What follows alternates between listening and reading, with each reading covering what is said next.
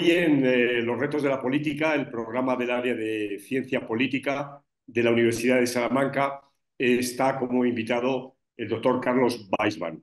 Es doctor en sociología y estudios comparados en por la Universidad de Harvard y actualmente es profesor emérito de sociología y estudios internacionales en la Universidad de California, San Diego. Originalmente, aunque lleva muchos años viviendo en Estados Unidos, Carlos es argentino y para muchos autor de trabajos fundamentales, ¿no? Su trabajo sobre modernización y clase obrera, la política de la legitimidad, es un trabajo fundamental, pero también otros vinculados a las transiciones a la democracia en España y América Latina, la sociedad civil en América Latina, a cuestiones acerca de globalización y modernidades múltiples, etcétera, han sido fundamentales, ¿no? Ha sido el director del Departamento de Sociología en la Universidad de California, en San Diego, y director asociado del Centro para Estudios Ibéricos y Latinoamericanos. Tiene muchísimas contribuciones en distintos journals, ha enseñado en prácticamente todo el mundo y también en la Fundación Ortega y Gasset en Madrid, que es donde nos conocimos, ¿no? Hace Bueno, 30 años. Bueno, Carlos, no quito más tiempo a este programa, a la grabación.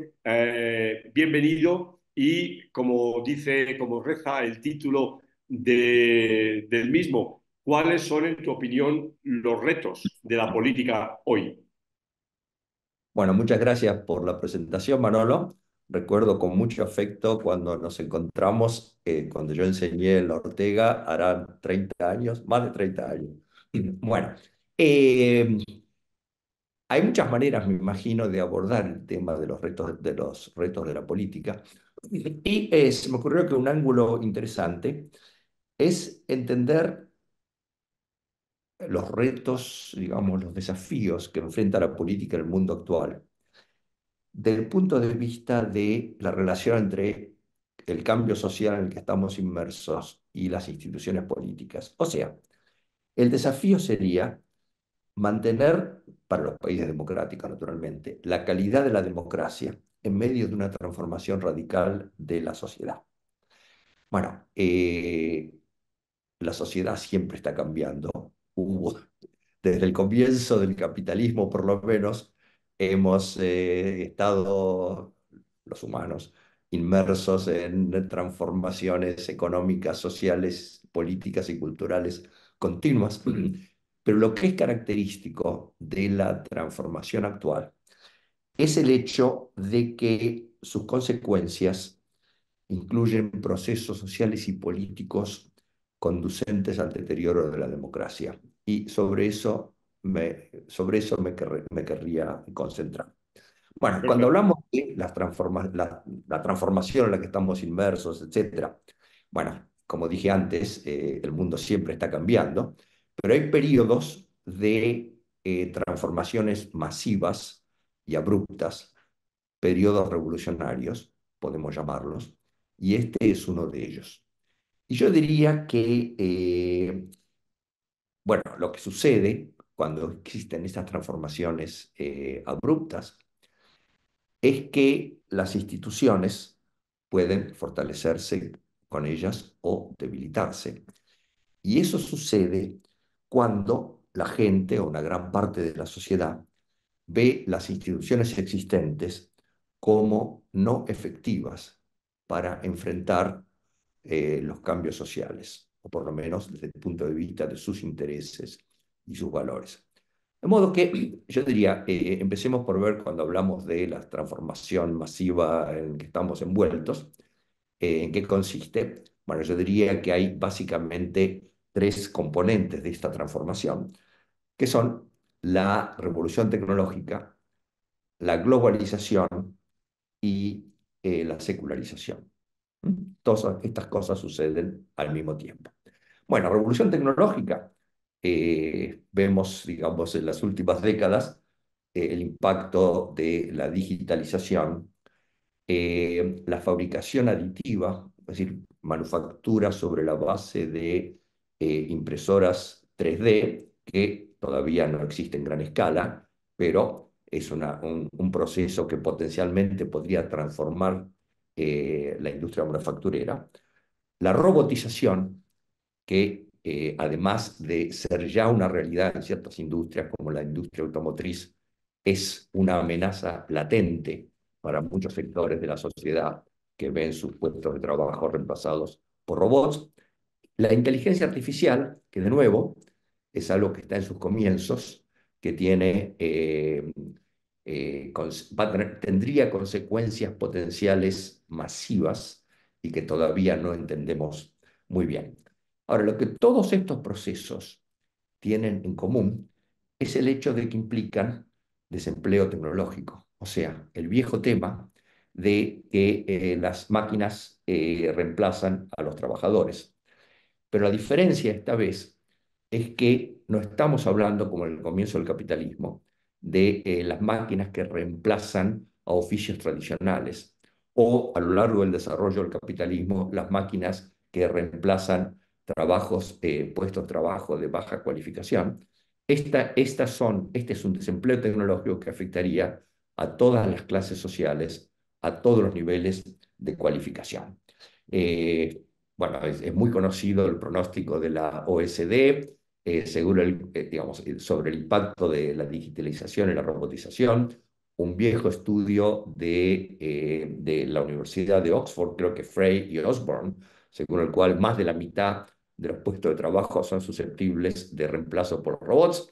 Bueno, hay un gran debate acerca de si esto es verdadero o falso, etcétera, pero más allá de que estos pronósticos sean verdaderos o no, existe la amenaza latente del reemplazo de fuerza de trabajo humana por máquinas. Bueno, el segundo componente al que me referí es la globalización, que existe desde siempre naturalmente, pero se ha intensificado en las últimas décadas en dos planos que son importantes para entender las consecuencias políticas. Uno es el plano comercial y el otro es y el otro es el migratorio. O sea, la intensificación del comercio internacional en las últimas décadas lleva básicamente digamos, el comercio con Asia desplaza producciones locales en Europa, Estados Unidos y otras regiones del mundo. En cuanto a la inmigración, que tampoco es un fenómeno nuevo, lo que ha sucedido en las últimas décadas, y estoy pensando especialmente en Europa, pero que se aplica también a Estados Unidos, es la inmigración en gran escala, voluntaria e involuntaria, originada en países cuyas culturas y religiones son muy diferentes a las locales. O sea, esto tiene consecuencias políticas muy importantes, tanto en Europa como en Estados Unidos. Y el tercer fenómeno, naturalmente, es lo que en la superficie aparece como secularización, o sea, guerras culturales izquierda y derechas culturales en relación con temas que tienen que ver con género y sexualidad, cuestiones sobre aborto, matrimonio gay, etcétera. Que estas guerras culturales son indicadores de un cambio cultural muchísimo más profundo, más complejo, que existe digamos, desde la modernidad, digamos, desde la Ilustración, pero que se ha intensificado en las últimas décadas y tiene que ver con el proceso de racionalización del que hablaba Max Weber, o sea, la expansión de la racionalidad instrumental a todas las áreas de la vida, con el proceso de individuación, del que han hablado Durkheim y muchos otros. O sea, básicamente lo que ha sucedido en las últimas décadas es un cambio cultural profundo, motorizado por factores tales como la movilización femenina y la incorporación de las mujeres a todas las áreas de la vida económica, política y cultural, los cambios en la estructura de la familia, la expansión masiva de la educación superior, la emergencia de las redes sociales, etcétera.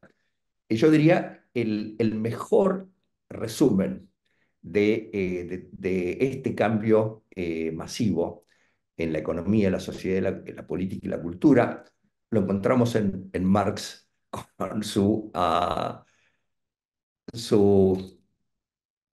afirmación de que en relación con el desarrollo del capitalismo, que todo lo que es sólido se desvanece en el aire, todo lo sagrado es profanado. Y esto es lo que está sucediendo en el mundo contemporáneo. Y esto tiene dos consecuencias sociales de las que querría hablar. Uno es la marginalización creciente y la otra es la reacción cultural a estos cambios eh, económicos y culturales.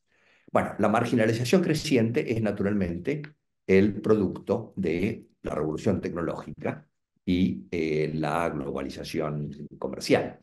Ahora, lo interesante sobre esto es que no solo todo esto ha generado movilidad social descendente, sino una sensación generalizada de amenaza en todos los sectores potencialmente amenazados por estos cambios. O sea, el miedo a la movilidad descendente, históricamente, y sabemos por la literatura comparada, ha tenido consecuencias políticas importantísimas.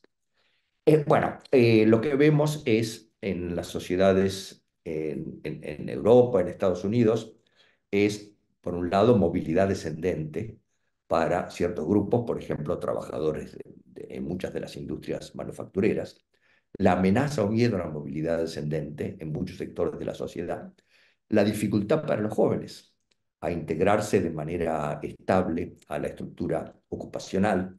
O sea, poco a poco está surgiendo en Europa y en Estados Unidos una sociedad dual. O sea, es la latinoamericanización de estas sociedades de los países avanzados, ¿cierto? O sea, que se diferencia del dualismo latinoamericano en el hecho de que el dualismo latinoamericano consistía, o consiste todavía en gran parte de la región, en el hecho de que sectores expulsados por la agricultura no pueden incorporarse de manera estable y efectiva a la estructura ocupacional urbana. O sea, son sectores que siempre estuvieron marginalizados en relación con la estructura ocupacional capitalista moderna.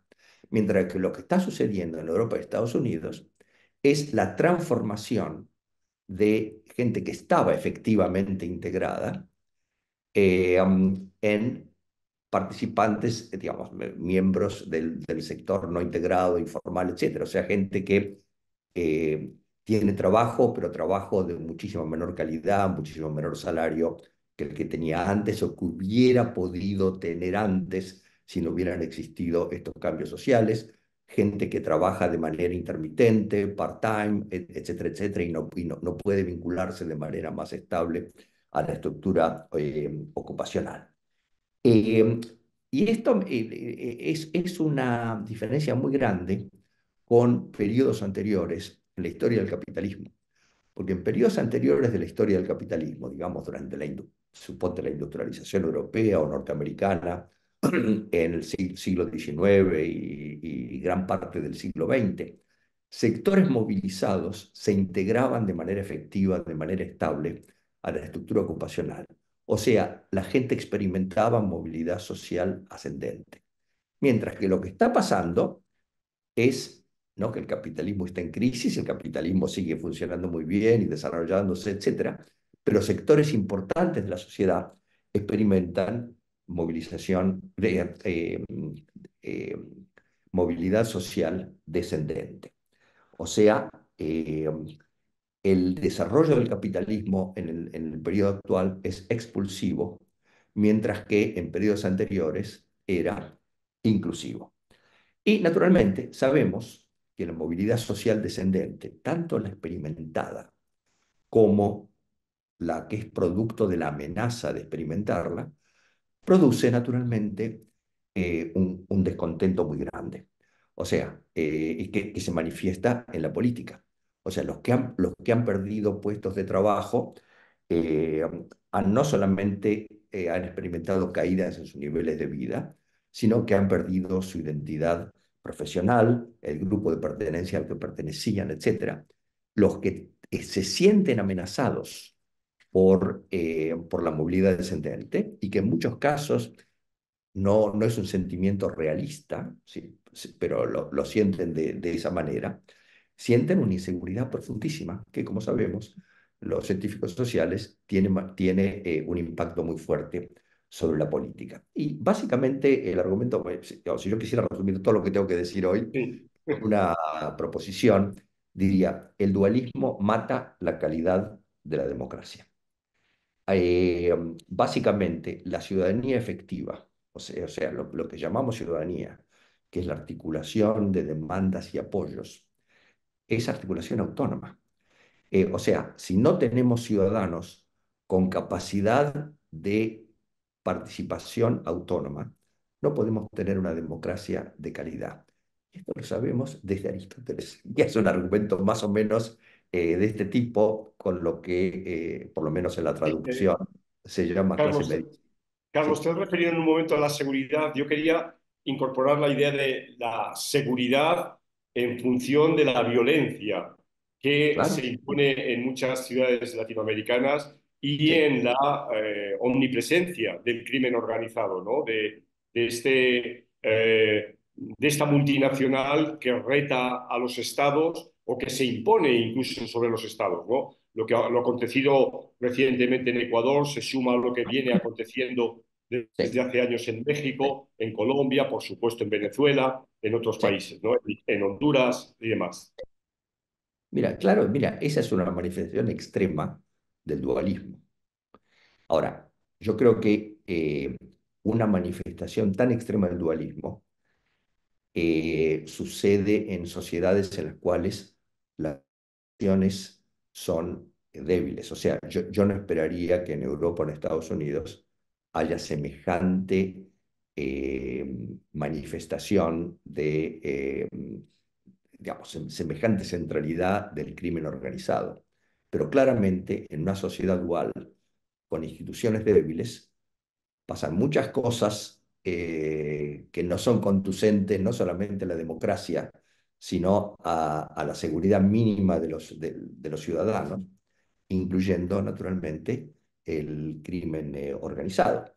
Pero yo decía antes que las consecuencias sociales de esta transformación masiva de la sociedad son, por un lado, la marginalización creciente y la emergencia de sociedades duales, y por otro lado, la reacción cultural a estos cambios, que tiene dos manifestaciones que se ven especialmente en Europa y en Estados Unidos. Esto no se ve todavía mucho en América Latina, que son, por un lado, el tradicionalismo, o sea, la reacción cultural a las políticas que tienen que ver con igualdad de género, derecho al aborto, igualdad para los gays, etcétera. Y por otro lado, el nativismo, o sea, como reacción ante el influjo masivo de inmigrantes que vienen de otras culturas, con otras religiones, etcétera. Es una reivindicación de la cultura y la religión de la nación verdadera, entre comillas. Ahora, eso es interesante porque eso lo vemos, por un lado, en sociedades que tienen tasas muy altas de inmigración, por ejemplo, Francia, pero también en sociedades que han tenido muy pocos inmigrantes, eh, como Polonia, ¿cierto? O sea, la idea de que vienen los bárbaros con otras religiones, otras culturas, etcétera, y que eso pone en peligro la cultura de la nación verdadera, ha sido un factor muy importante en explicar el ascenso del populismo en Europa y en menor medida también en Estados Unidos. Pero lo que es importante en relación con, para la política, en relación con esta reacción cultural, es que la gente que esposa estos valores, digamos, tanto el tradicionalismo cultural como el nativismo, los considera valores superiores.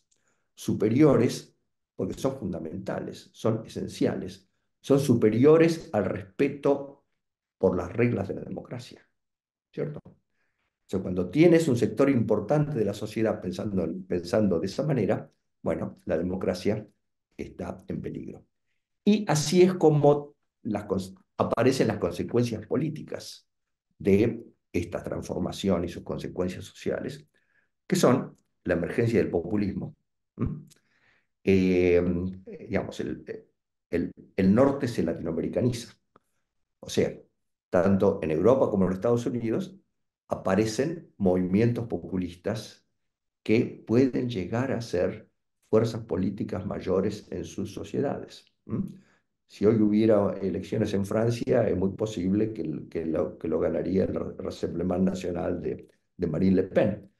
Alternative für Deutschland es el partido de oposición más importante en Alemania. Eh, Cinque Stelle y antes Podemos son o fueron partidos importantes en la constelación partidaria de Italia o España. Ahora, ¿qué sucede? ¿Cómo se genera esto? ¿Cuál es el vínculo? Bueno, en una situación de cambio social tan profundo, van a aparecer siempre políticos que vean la oportunidad de construir bases sociales de apoyo, representando a estos sectores que no se encuentran, que no se consideran adecuadamente representados por los partidos existentes. O sea, trabajadores y otros sectores que experimentan o tienen miedo de experimentar movilidad social descendente, sectores culturales, nativistas o tradicionalistas, que buscan desesperadamente reivindicar sus valores. Bueno, los políticos son en última instancia cazadores de bases sociales. O sea, alguien como Trump representa realmente de manera extrema lo que es un político. O sea, vio una oportunidad y construyó una coalición basada en sectores que no se sentían adecuadamente representados. Eh, bueno, no sé si quieres, Javier Milei no sé si sigas sería, charlando sobre esto. Sí. Javier Milei sería un ejemplo para esto que estás diciendo. Bueno, mira, es interesante lo de Javier Milei, porque su ideología es populista sin duda. O sea, él se siente como intérprete privilegiado de los intereses del pueblo. Y el pueblo, para un populista, no consiste en todos los ciudadanos de un país, sino su base, la que tiene o la que busca representar. La base de Milei son lo que llaman los argentinos de bien, ¿cierto? Eso, bueno, y siempre en el populismo existen no solamente una definición del pueblo, sino una especificación de los enemigos del pueblo contra los que se lucha. Y para mi ley son el enemigo doméstico es la casta, que de nuevo yo no sé si el origen de este término casta está en Cinque Stelle o en Podemos, pero lo han usado los dos. Y de nuevo, la definición de casta es bastante difusa. Y hay un enemigo externo que para Milei es lo que él llama socialismo o colectivismo, ¿cierto? De modo que yo diría, su ideología lo es. Pero lo interesante son que en sus correlatos institucionales se aparta del populismo dominante, tanto de derecha como de izquierda. Porque el populismo, tanto de derecha como de izquierda, en Europa y en Estados Unidos, o clásicamente en América Latina, tenía dos correlatos institucionales. Uno es la concepción plebiscitaria de la democracia, o sea, el líder del movimiento, que es el líder del ejecutivo, es el que representa al pueblo. Y su expectativa es que tanto el Parlamento como el Poder Judicial legitimen sus decisiones. O sea, no cree en la división de poderes. Básicamente la idea es la concentración total del poder en el Ejecutivo. Los que se oponen a él, inclusive los medios, el Poder Judicial, etcétera, son los enemigos del pueblo. Esto es la concepción plebiscitaria de la democracia. Y lo otro es el nacionalismo económico, que tiene distintas manifestaciones. El populismo de izquierda en América Latina es proteccionista.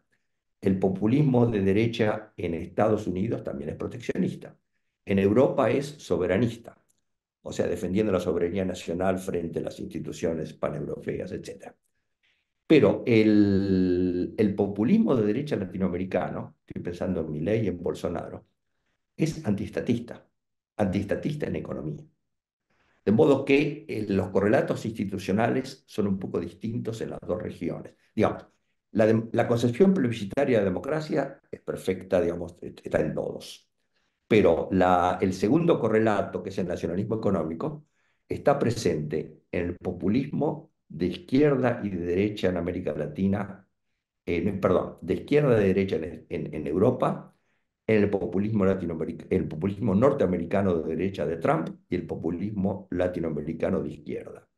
En el populismo latinoamericano de derecha es único en el sentido, es diferente en el sentido de que es antiestatista. Ahora, lo que más no, me preocupa, te digo la verdad, es no solamente, digamos, el populismo corroe la democracia republicana. O sea, antes de pasar a lo que más me preocupa. El populismo corroe la democracia republicana. Si por democracia republicana entendemos un régimen democrático sujeto al imperio de la ley, o sea, república ahora, gobierno de leyes y no de hombres o mujeres, y una división efectiva de poderes. Obviamente, el populismo, al concentrar el poder en el Ejecutivo y subordinar a los otros poderes, y al politizar la administración pública, que es otra cosa que hacen los populistas, obviamente corroe la democracia. Y también corroe la democracia al debilitar las instituciones informales que soportan a las formales en un régimen democrático. O sea, cosas tales como desconocer la legitimidad de los adversarios, no tener una disposición a la negociación y el compromiso, no autolimitarse en lo que pueden hacer para mantener un cierto consenso básicos con otras fuerzas. Todas estas son instituciones informales que los populistas de izquierda y de derecha socavan porque ven a las instituciones como obstáculos para la satisfacción de los intereses del pueblo, que ellos representan naturalmente. De modo que los populismos socavan las bases republicanas de la democracia. Y aquí, si me permites, un breve excursus teórico. Esto es interesante porque refuta una creencia que los institucionalistas hemos tenido durante mucho tiempo, según el cual, cuando una regla está efectivamente vigente y durante mucho tiempo adquiere un nivel de legitimidad tal que termina regulando el comportamiento de los agentes políticos, ¿no es cierto? Y lo que Sí, estamos viendo ahora es que la deslegitimación de las reglas formales de la democracia puede suceder en sociedades en las cuales la democracia republicana estuvo establecida durante larguísimos periodos, como Estados Unidos y viejas democracias de Europa, y la manera en que esto sucede es por el efecto de la deslegitimación a través de las instituciones informales. Te decía antes que lo que más me preocupa, además del populismo, es la emergencia del autoritarismo electivo, ¿no? Por ejemplo, el régimen de Putin como modelo, en el sentido de que el deterioro de la democracia republicana tiene varios estadios, digamos, y el último sí, estadio sería una pseudodemocracia como la que existe ahora en Rusia. O sea, que existe parlamento, existe poder sí, sí. judicial, existen medios de comunicación, pero todo está dominado por el Ejecutivo. Carlos, ya estamos en la recta Sí, final de ok. nuestra charla y no quiero pasar la oportunidad, puesto que estás en Estados Unidos, estás teniendo una presencia, ¿no? En la Sí, vida pública, en el sí. sentido de que eres un observador, a cómo ves el proceso electoral norteamericano. Bueno, con bastante pesimismo desde el punto de vista de alguien que apoya la democracia republicana. En este momento pareciera que hay una probabilidad bastante fuerte de que Trump sea el próximo presidente. O sea, pueden pasar muchas cosas, como sabemos en política, de aquí hasta noviembre, pero las encuestas dan una pequeña diferencia a favor de Trump, que ya es el candidato consagrado del Partido Republicano. Y las razones son dos, digamos. Por un lado, a Biden se lo ve como muy mayor y sufriendo los efectos de la edad. O sea, yo no sé si es verdad o no, pero así lo percibe Sí, gran parte de la población y pareciera que algo de verdad tiene la creencia, porque hay, digamos, personas que lo tratan, etcétera, etcétera, que relatan, digamos, que digamos, es sí, una persona alerta, etcétera, etcétera, pero que muestra las consecuencias de la edad. En segundo lugar, el hecho de que ciertos problemas de la sociedad norteamericana, como el control de las fronteras, es algo que el gobierno de Biden no ha hecho bien.